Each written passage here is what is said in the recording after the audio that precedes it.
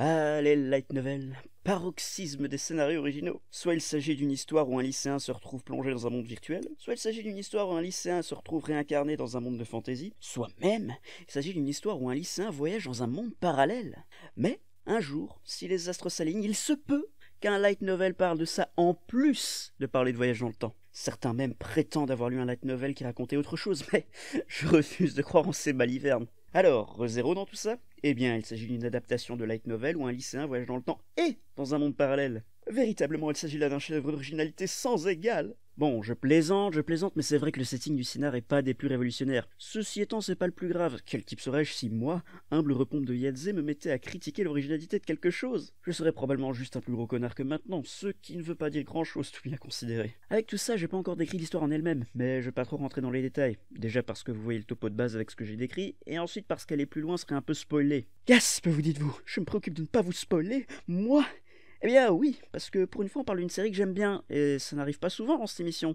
D'un autre côté, ça fait quoi, 5 épisodes? Donc forcément... On va faire bref donc, il y a un lycéen qui voyage dans un monde parallèle, oh là là que c'est incroyable, et il se sent tout guiré parce que c'est une situation comme dans ses mangas. Du coup il fait le kéké un moment à tenter de faire des trucs magiques et tout, avant de se rendre compte qu'en fait il a beau être dans un monde parallèle, il reste quand même un gros loser qui sert à rien. Il vit quelques mésaventures et finit par se faire buter parce qu'il a eu la brillante idée d'aller fourrer son nez là où il fallait pas. Mais, oh là là, il découvre qu'il remonte le temps à chaque fois qu'il meurt. C'est là que l'histoire se met à sentir la boucle temporelle à plein nez et comme de juste, il finira par revivre les mêmes événements encore et encore jusqu'à ce qu'il trouve comment faire pour ne pas crever comme un con cette fois-ci. À la différence d'une œuvre hachée comme prenons par hasard Irez, c'est que là le pouvoir a une raison d'être. Certes, il n'y a pas d'explication officielle dans la série, mais il y a suffisamment d'indices qui laissent à penser qu'il y a une raison précise à ce schmilblick magique. C'est pas grand chose, mais ça change pourtant absolument tout. D'après mes critères à moi en tout cas. Ensuite, grosse différence envers les œuvres du même genre, c'est que son point central, c'est son personnage principal. Il passe quand même du temps à établir des politiques et autres trucs chiants pour donner un peu plus de réalisme à un monde où la seule différence notable est que personne n'est capable d'écrire le mot pomme correctement, mais tout ça on s'en fout en fait. Le principal c'est... Eh bien le perso principal, ça semble évident dit comme ça, mais pourtant ça y est franchement pas, surtout quand on considère le genre de la série. ReZero est ce qu'on appelle un anime isekai, c'est-à-dire que c'est un genre où le but est d'envoyer du rêve à son public, en barre d'or, pour leur faire oublier que c'est des gros otaku puants. Ainsi le perso principal est souvent cool, surpuissant, fait craquer toutes les filles et montre souvent l'intérêt pour les jeux vidéo afin que le maximum de pélos s'identifie à lui. Et juste que ce genre de héros est absolument chiant en vrai, et quiconque ayant un minimum de respect pour soi-même ne montrera aucun intérêt à une branlousse pareille.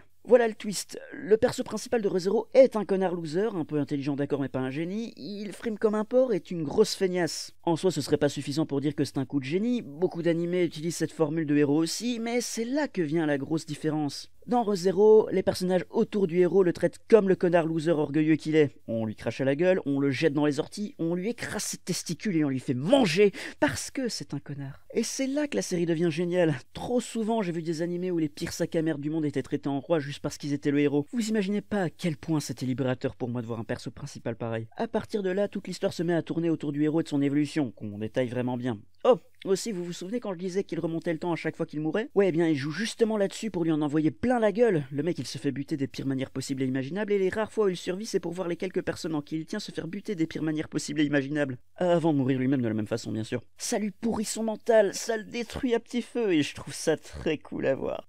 Les persos secondaires sont bien cool aussi, faut pas croire, hein, et pour des archétypes, ils ont pourtant une façon de parler qui les rend assez réalistes, ce qui donne plein de vie au tout et c'est chouettos. Par contre, c'est clairement le héros qui porte la série. Il la porte tellement sur son dos d'ailleurs que si vous pouvez pas le blairer, vous risquez pas de blairer le reste. Chance pour moi, je l'aime bien ce con. Je concède cependant qu'il fait pas tant de boucles que ça au final avant de perdre espoir ou trouver une solution. Mais perso ça me dérange moyen parce que je trouve pas ça tellement illogique. Ça montre juste encore plus que le héros a un mental très fragile de base, et que dès que ça va pas comme il veut, il déprime. En plus on lui fait vivre les pires saloperies du monde. On est loin du niveau de Berserk, mais quand même, j'aimerais pas être à sa place. Ah, mon humble avis, ce qu'on perd en nombre de boucles temporelles, on le gagne en intensité de chaque boucle, et pour moi c'est un échange honnête. Avec tout ça, la série peut avoir un rythme aléatoire, mais je suis aussi prêt à passer l'éponge là-dessus. D'une part parce qu'il s'agit d'une adaptation de light novel, et que bon bah c'est assez courant ce genre de choses, et d'autre part parce que je trouve que quand ça compte vraiment, il le gère très bien. Par exemple, il y a un épisode entier qui ne consiste que d'une seule scène de discussion entre deux personnages. Mais le truc c'est que c'est un des meilleurs épisodes. Il y a tellement d'émotions entremêlées dans ce simple échange que j'en aurais presque oublié qu'ils ont passé 20 minutes à rester plantés là sans vraiment bouger. Par contre, un truc autrement plus chiant est tout le gros scénario de fond qui n'est jamais exploité. On fait tout un mystère sur une certaine sorcière qui pourrait être ou non la raison pour laquelle tout ce bazar arrive, on donne des indices indiquant que certains personnages sont des gros méchants et on introduit d'autres personnages pour les oublier quelques scènes plus tard. Pour couronner le tout, la fin n'est pas vraiment une fin, vu qu'une fois de plus il s'agit d'une adaptation de light novel, et généralement on termine jamais ces séries-là parce qu'on vous emmerde. Avoir une fin c'est un privilège, hein, pas un dû. Dans ce cas-ci, c'est peut-être pas si dramatique que ça, vu qu'avec la popularité incroyable de ReZero, on risque fort d'avoir une saison 2 un jour. En revanche, même là, ce sera pas dit qu'on aura une vraie fin.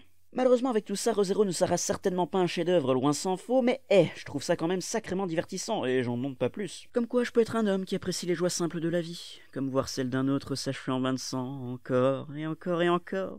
Ah. Vous voyez, je suis plutôt sympa au final.